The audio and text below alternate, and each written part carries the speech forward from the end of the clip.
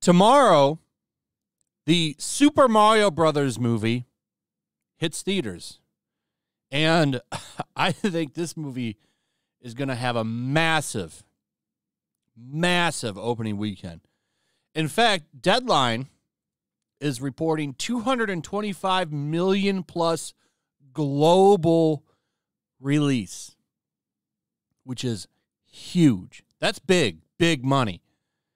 And once you get there, I don't know what is in this movie's way as far as family movies. If it's a Disney movie, forget about it. This is what's so fun about this movie, is the fact that this will be the second. Actually, there's a whole bunch of Illumination movies that have done well, but last year was that Minions movie, and now this. And it's like, Disney is looking at this and saying, this should have been our money. They've been dethroned as, I think, the face of children's movies now. Because you've just got Illumination doing things so much better than them. They had a lot of flops over the past 2 years. Movies that they used to make big money on. It used to be a guaranteed profit for Disney when it came to putting out family movies. And now it's like Illumination is stealing their thunder. Even in a lot of ways, Sony, that Spider-Verse movie, that'll probably do well too. We'll have to wait and see on that one. See some things in that today that made me raise my eyebrow on that. And it's a shame too, because I liked the first one. I thought the first Spider-Verse movie was actually a lot of fun. But let's talk Super Mario Brothers. So 225 million, I think it can hit that, especially when you consider Easter break. That starts this week. This movie releases tomorrow, a day early, and it's got all the way to Sunday. And then I think it's going to have legs, too. I think this movie's going to, as long as it's good, let's put it that way, it needs to be good, and I think it will be. There's some people out there I know that are a little upset by Peach doing some things, and it's like, well, it doesn't really bother me that much because I've been playing these games my entire life. Peach has her own platforming game. I think it's Super Princess Peach. It was on the DS. She's playable in Mario 2. Yes, I know the reskin history, but still, the original Doku Doku game or whatever it's called, the people behind Mario, there's really good documentaries on the game, made that game. And right after that game got released, they pretty much said, let's make it Mario 2 since Lost Levels, the real Super Mario Brothers 2, is too hard for America. I think Super Mario Brothers 2 is better. And it's established itself well enough into the franchise that I believe that game to be the true Super Mario Brothers 2, in my opinion. And then, just recently, 3D World, she was playable in that, so I'd see her more as guiding him. We'll see how bad it is in the movie. But for the most part, from what I've seen, I think this movie is going to be a good, friendly, for families time. So Disney, they're seething.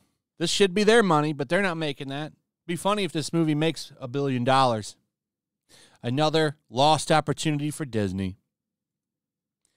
Because they don't make that kind of money anymore. They've had nothing but flops. But there is some criticism going around for this movie that I wanted to touch on, and that's on the voice acting. Apparently, the worst voice in this movie is surprisingly, well, I'm kidding, not surprising at all, Seth Rogen. I guess Seth Rogen is shit in this movie. And it's funny. First off, I like Chris Pratt. And if this movie is a hit, it's great for him because people are always dragging the man for no reason. But I hate this trend that's not new. It's been going on for a long time. And that's this trend that we need to get big celebrity names to voice characters in animated movies. I think it would be smarter to get voice actors to do it. Because then you end up with shit like this. So Seth Rogen, who is an awful person, an overrated person, an unfunny person, No talent, really.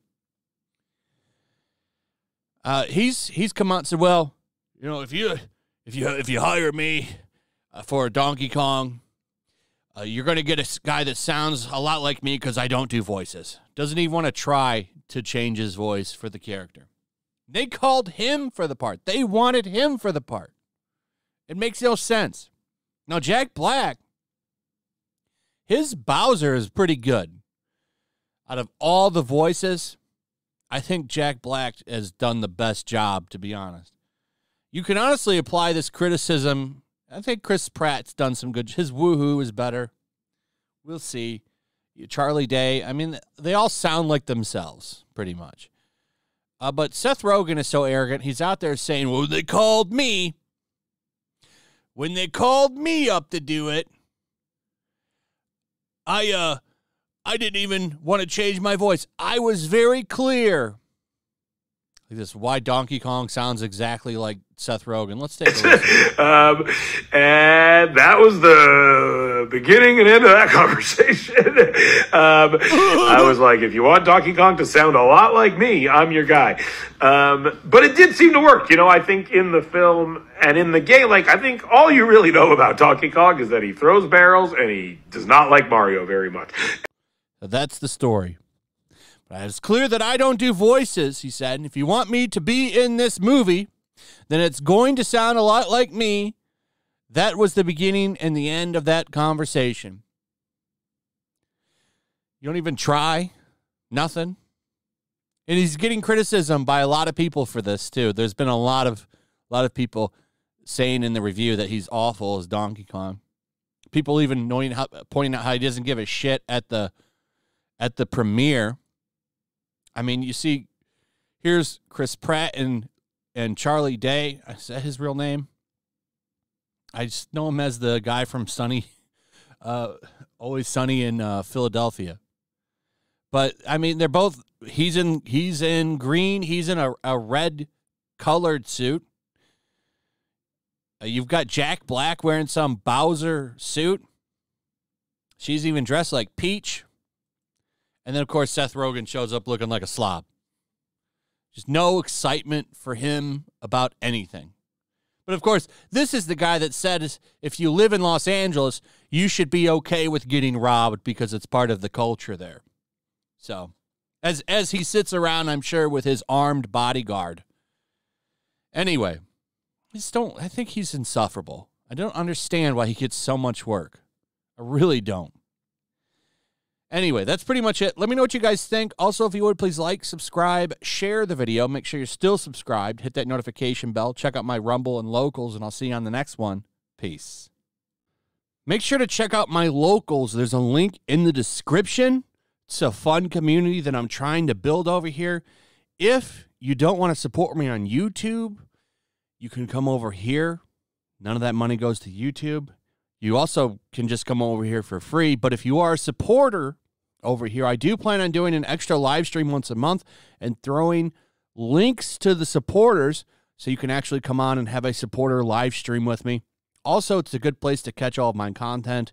You don't have to worry about notifications like YouTube. They'll definitely work over here. So come check out my Locals.